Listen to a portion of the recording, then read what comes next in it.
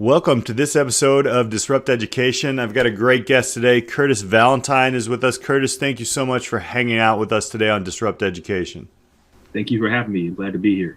Let's jump into who you are and what are you doing around education. And I'm not sure we can fill that into a couple of minutes here because you've got an extensive past and future with education. But tell us a little bit about who you are and how you're working around education these days. No, again, thank you for having me. I wear a number of hats, and I'm kind of unique in this space because I'm both a policy maker and an advocate at the same time.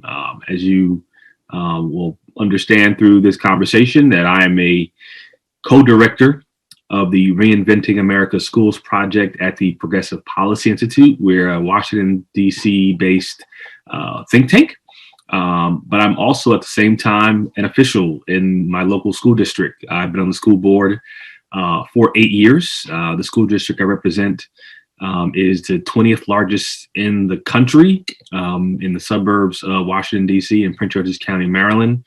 At the same time, I'm also an educator. I teach about education policy at the University of Maryland, College Park, and recently started a campaign to really increase diversity in teaching through something we call the Real Men Teach campaign. And so as an advocate, as an instructor, as a policymaker, and as a researcher, I'm coming to education from every walk of life. And most importantly, I'm a parent. I have 2 children who attend a public school system, and my wife is an educator. So it's all hands on deck at the Valentines. I hear that. Well, before we jump into, all the different angles coming in education, the changes, let's talk about you as a student, because I feel like, a lot of our past in and out of education really kind of forms us who we are and our why. So talk to us a little bit about who Curtis is and was as a student of life. Well, in a phrase, I was a late bloomer. I started school early, and so my birthday is in December. And so instead of waiting to the following year, my mom started me off as a 4-year-old in kindergarten. And so I was the smallest kid in class. I was the one who held the sign on picture day. When the guy was holding the sign, crisscross applesauce in the front. That was for the shortest kid, and that was me. If you look at all my pictures. But not only was I sort of smaller developmentally, but also, physically, but I'm also developmentally, meaning that I was reading on a 4th grade level and the 6th grade and struggled in the areas of reading. Always did well in math, but had a teacher who took the time out to really dedicate her lunch break and after school to really getting me and some classmates up to speed. And by the time I reached middle school, I was on grade level. And by the time I graduated, I was ready to study English literature in college. And so I was someone who, really was not the smartest kid in the class, but I always asked the most questions, really took really copious notes and tried to organize my work to really, get the foundations together. And as an instructor now, in many ways, I'm a learner where I tell my students, one of the reasons why I became a teacher is because I'm really trying to be a student of their generation. Everyone speculates about, what this Gen Z wants, whether they're selfish, whether they're self-centered. And I said, well, how many folks actually sit down and talk to you about what you care about, how you communicate? This speculation that young people don't communicate or that they're, not really emotionally connected to anything, I think is false. They're communicating every single minute. It's just whether you speak their language. And so I'm learning their language. I'm a student of them, how they see education, and just so excited to be a lifelong learner of education and where this country is going in education. I really like, as PPI, the Progressive Policy Institute's Reinventing America's School project, that is such a powerful, just statement right there. Can you unpack that a little bit and talk a little bit about, what does that look like? There's a lot of talk in education, as you know, around how do we need to change things. It's been amplified with the pandemic. Yeah, unpack that for us a little bit and some of the things that are going on in that capacity. In our project, we stand on three pillars. We say one is choice, the second is accountability, and the third is autonomy. And so we believe that parents should have choice in where they send their kids, and many parents already do. Those who can afford to send their kids to private school or move to a zip code where the schools are so-called better, there's choice, but that's limited. Unfortunately, most of us have choice in a lot of other areas in life, but not in education. And not only choice in where you districts, but also in models, that there's certain models of education that really suit the individual needs of a student. And so to have districts that offer those options is incredibly important. Let's talk about the idea of autonomy, the idea that schools should be the central point in how decisions are made about that school building, whether it be the school length of school day, length of school year, staffing, you know, who gets hired, who gets fired. That should happen at the school level, and the school principal should have the power to make those decisions. At the same time, teachers should have that power as well. And lastly, this idea of accountability, holding those schools accountable for what they say they're going to do, but also what the expectations of the parents, the community, and the district is around student performance and student achievement. And if they're not doing what they're supposed to be doing, that the school should be closed down and or put in new leadership so that the school can thrive. And that understanding that we don't get a do-over, when it comes to our children, and school years that are wasted often never, we don't get them back. And so this idea of choice, accountability, and autonomy are three things that we believe, if we do consistently throughout districts, that we will be able to reinvent education in America. When we come off of, we're in the middle of a pandemic, there's a lot of talk of burnout. Everybody is stressed. Community members, parents, educators, administrators. I'm going to guess school board members. I mean, there's a lot of pressure coming down. And these are three great terms with choice, autonomy, and accountability. What are some of the things that you're seeing and that you might be a part of? There are some different models that might be encouraging, people to go on to like interesting places, because I'm very interested in that as an educator. And I think if my model changed a little bit, it's going to alleviate some of the tension on me personally, but also maybe on the students, the parents, and the school leaders. So kind of unpack that a little bit. Let's jump into that choice and models. I know there's talk about this idea of teacher burnout and teacher attrition. The data shows even prior to COVID, a number of teachers left within the first 3 years of teaching for various reasons. It might have been just the district in which they were in, and how well that district was able to recruit well and to place that teacher in an environment where they could thrive, where they had supports, and whether even before that the training program, whether through university or through an alternative cert program or through other programs, that they were actually prepared. And so obviously, when you have teachers who've been around for more than 3 years, 5, 6, 7, 8, 9 years, and longer are leaving the profession, this is why, there's so much attention that has been brought to it, because these were folks who really thought that if you can make it past 2 or 3 years, then you'll make it, then you could really make a career at it. As the pay goes up, obviously pay is always an issue for some, but also as your ability to master the profession with year after year training and reinforcement and understanding parental engagement, how to navigate the system in your school building, in your district, class management, how to access certain curriculum, pedagogy, and the like. That when you have teachers who are leaving later in life, that was an issue. Now, when it comes to, who's been successful, particularly under COVID, there are a few models, that we're seeing around the country, and many of them are around school choice models. And these aren't necessarily, these are public schools.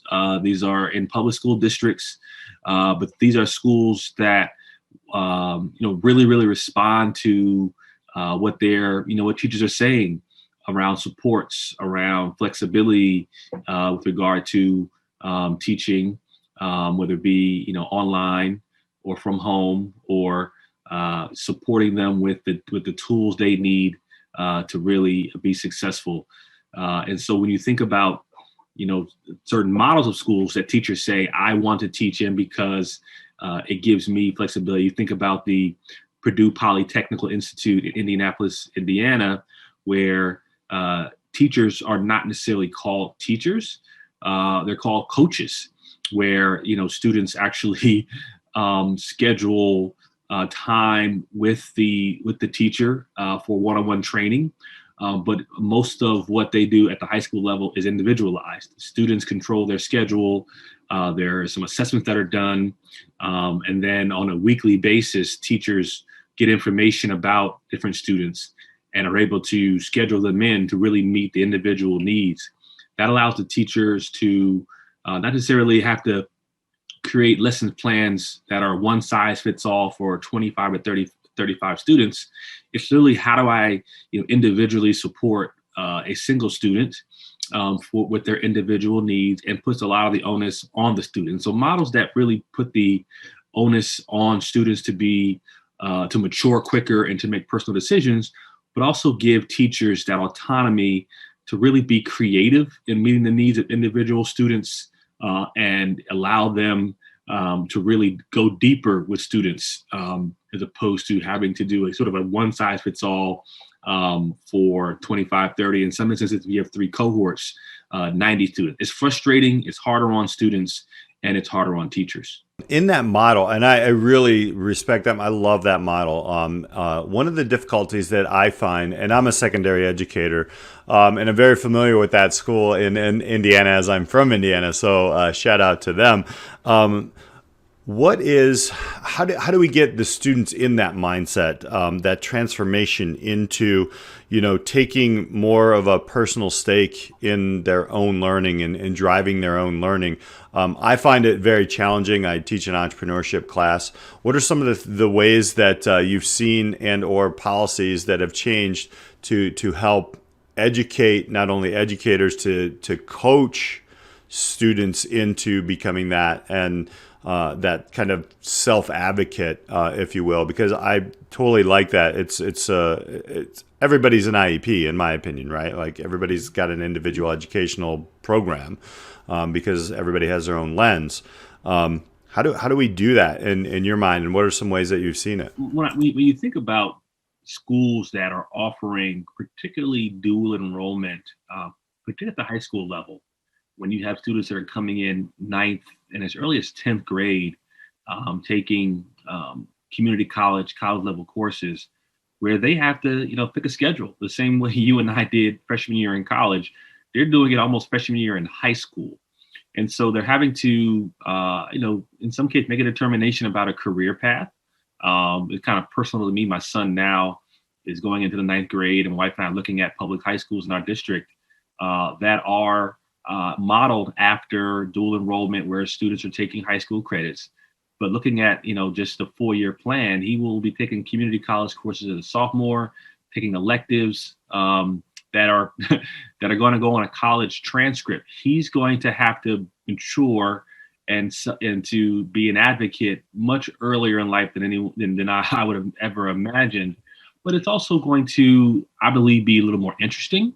It's going to be more, more real life that I think, you and I probably would have been able to handle as a 9th grader. But I think this generation, generations that are coming up, I think they're prepared for it. I think they are looking for educators and models that are going to give them, actual real life scenarios about, how does this math problem impact me, not necessarily in 5 years, but tomorrow? How is what I'm reading today, how is this story going to help my life tomorrow? How is this financial literacy course? How is this civics course going to help me advocate for the things I care about, whether it be the environment, social justice, and the like, not necessarily in 5 years, but tomorrow? And so the immediacy of the needs of our students have to be matched by the diversity of the models and the amount of power we give to our young people to make decisions. At the same time, listeners are saying, well, what does a 13-year-old know about life? This is where, we have to be partners with parents. We have to be partners with those who've known their child since they brought them home from the hospital, and have that partnership between the student, the parent, and the school system to ensure that we are putting that child off on the best path forward for them to be successful in life. I love that because I have a junior in high school, and actually my daughter will be a freshman next year. And, making those decisions, just the practice of making those decisions is something that's difficult for a lot of students, and having that partnership is super important. Digging into, how decisions are made about what should be taught. And obviously, you've worked a lot with public policy, amazing backgrounds, working with Arnie Duncan's office and all these different laws and legalities behind education. What would you like to see if you were the person that would make the laws for your child's education right now? Well, as I mentioned, I do. I mean, as a member of the school board, so this is not theoretical. It is, but I mean, I do lead in many ways with understanding. Again, my wife is a school principal. She's an expert. She's someone who, even prior to being a school principal, was involved in curriculum, our science curriculum development, training teachers, professional development, coaching teachers up. And so we have to really trust our school leaders. In a large district like mine, with 216 schools, 216 principals, we have to do a good job of, recruiting, retaining, training, and building up our school leaders, and then giving them everything they need to succeed. You cannot have a large school district and have a one-size-fits-all process. And so, when it comes to making policies for my children, it's really, again, putting the right people in place, giving them what they need, but also ensuring that at the local level, at the school level, you have parents who are partners with the school that have a clear vision for that community, for what success looks like for children, and that when the vision is set forward and the principal is given the roadmap, when the principal calls the parents in to help, when the principal calls in the community to help, whether it be community partners for internships, for sponsorships, for fundraising, and the community stands up, we have to get back to this community-driven model of education that harkens back to periods in the past where community said this school is going to be the greatest predictor of the future of this community. And so we want to make sure that no child in the school is not reaching their full potential.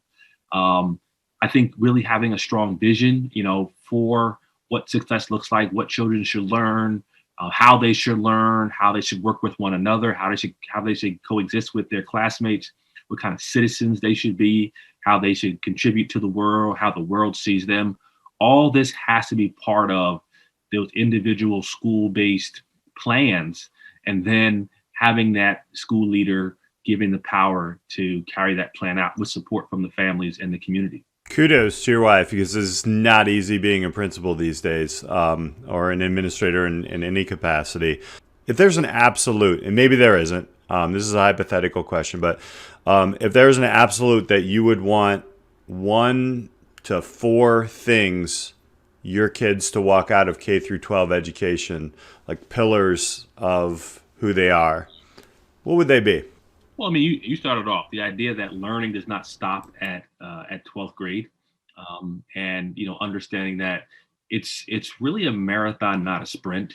I tell people, and it sounds kind of silly when I say it. Every job I have now, when I finished college, not high school, when I finished college, not only did I know it was a job, I didn't know that I could get paid to do it. And so I came into this career in education policy in my 30s.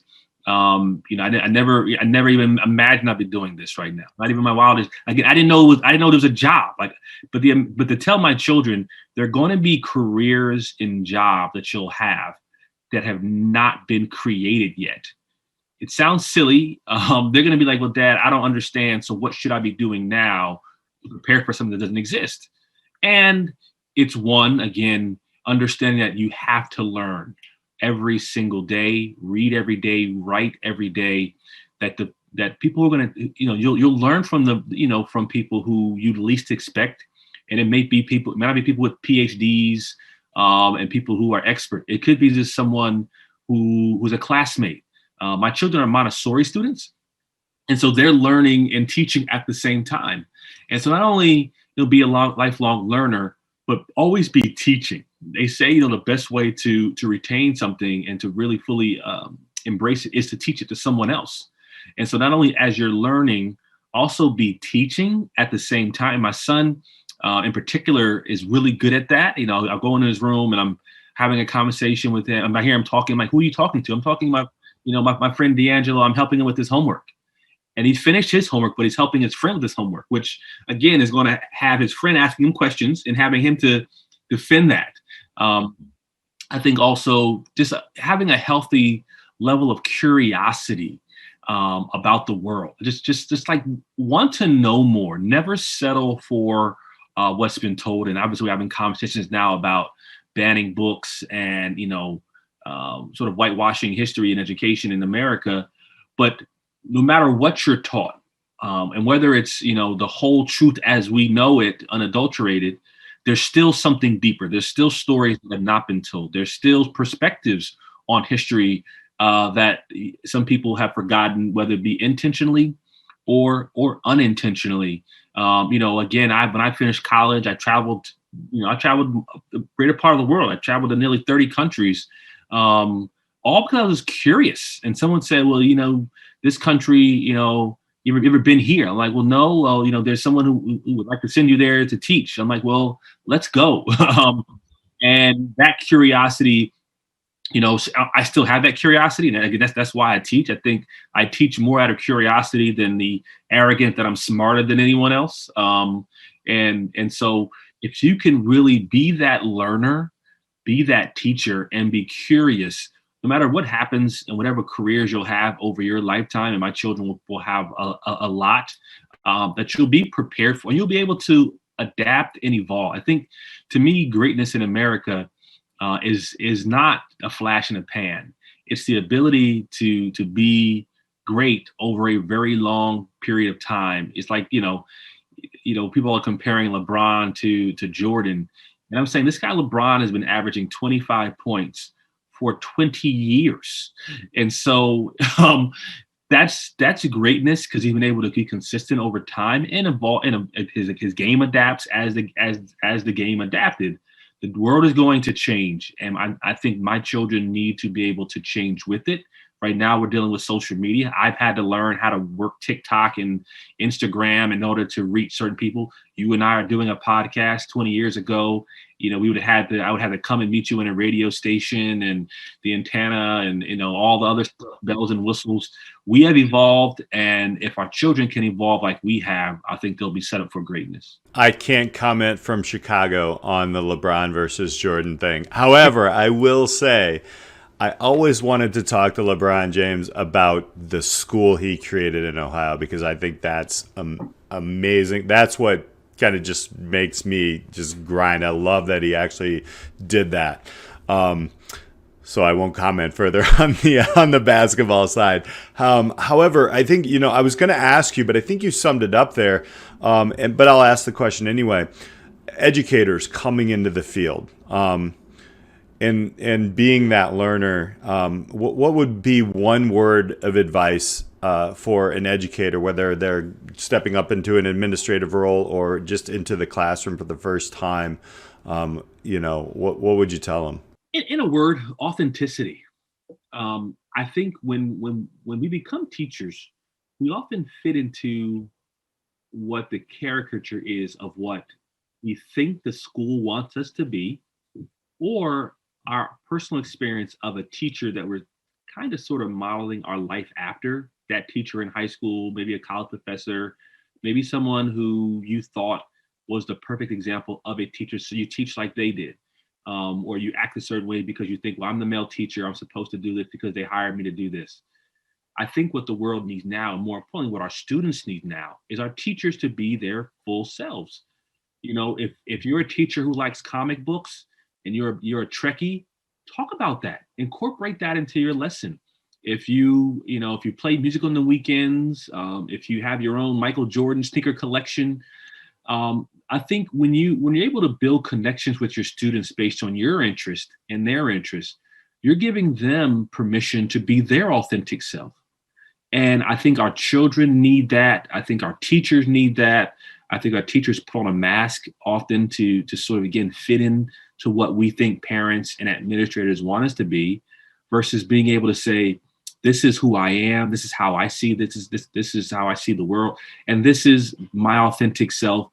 And I want to be true to me, because students are looking at you saying, if you can't be true to yourself, then how can I be true to you? How can I come into school every day and bring my full self to the lesson and speak candidly about how this topic affects me, and to bring new perspectives to it?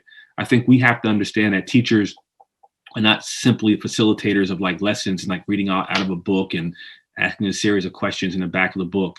It's, can at the end of that class period, the students create something that was not there before?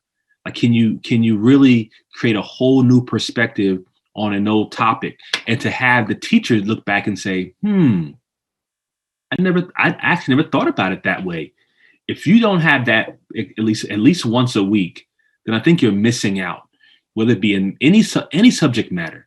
If you don't have students who are bringing something new to it because you're not leaving the space for it to happen, then teaching will get very stale. Year after year, you're kind of, reading from from the same, playlist, versus, every year I'm learning something new and I'm incorporating what I'm learning to my lesson. And students know there's space for me in this. The word space literally, like, I'm leaving room for us to have a conversation about what this is, and how this history lesson, this math lesson, this civics lesson, this financial literacy lesson, this business lesson can be interpreted differently by different people with different experiences. I'm not closing the door. I'm not putting guardrails up on it. If you can be your authentic self, you'll give children their ability to do so, and you'd be surprised what you can create. I've never heard it put better, my friend. That is wonderful, because that's, I think, almost every educator's why in there, to learn. An old coach of mine gave me a little bit of advice similar to that, and it was summed up in, you can either coach for 30 years or you could coach the same thing over and over 30 times.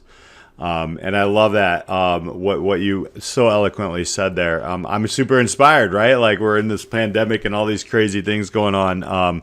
And I can't wait to get back into the classroom tomorrow. So thank you.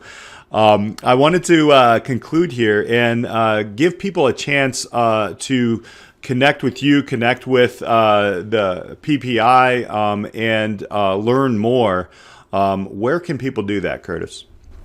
Well, you could find us online, Progressive Policy Institute. You can find us on Twitter at RAS _education, which is Reinventing America's Schools. You can find us at PPI as well on Twitter. And so we're on Twitter. We have a YouTube channel as well, where we have video of conversations that we have put together with leaders from around the country to discuss education. Really proud about how we've been able to pivot during the pandemic to, really conduct a lot of the discussions we did in person online. It allows us to really reach out to a lot of, national speakers. And so if you want to go on YouTube, you'll see us there at Progressive Policy Institute. Again, we're on Twitter, and we're also, and through our website, you can hear about some of the, read about some of the research we're doing, some of the articles, the op-eds, and how to listen in on our next conversation that we'll be bringing to the world on really how we reinvent the future for our students. And you know what? I love to share these things with our students, especially to see, how can they bring it, all these ideas and worldwide ideas into community. So I'm going to encourage our listeners to take a look at that. They'll all be in the notes, to take a look at all the valuable pieces here. Curtis, thank you so much for taking time out of your day and chatting with us on Disrupt Education. No, Peter, thank you for having me. Again, I have an affinity for educators, particularly men in education. I think our students need to see that. I mean, the impact you'll have on your students is going to last much longer than you'd ever imagine. I wish I can go back and thank all the educators that really touched my life. I hope I'm making them proud. They'll never truly know the impact they had on my life and the way they saw me. But there is no mistaking the importance of educators. And not only disseminating, a lesson, but also helping young people to grow into their personhood and who they're going to be in life. You never, by the time you finish high school, even college, your career isn't set, but the type of person you are and the type of human being you are in the world is closely impacted by your educator. So thank you for what you're doing, not only just to have conversations like this, but for allowing and being a facilitator of our students to become good people. So thank you so much, Peter. Oh, I'm humbled. And I'm humbled for the listeners. Thank you all for hanging out with us today on Disrupt Education. We'll catch you next time.